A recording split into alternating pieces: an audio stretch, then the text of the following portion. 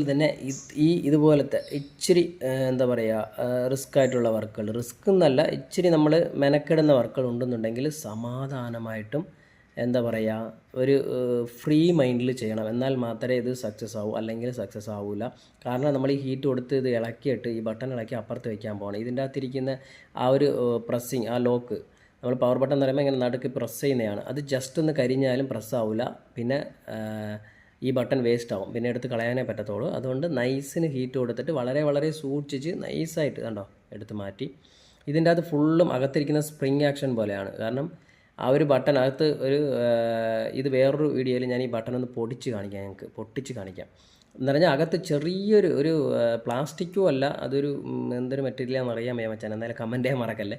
അതിങ്ങനെ പ്രസ് ചെയ്യുമ്പം അകത്ത് നമുക്ക് ക്ലിക്ക് കിട്ടും, ഇങ്ങനെ ഒരു എന്താ പറയുക ലോക്ക് പോലെ പോകും. അതാണ്.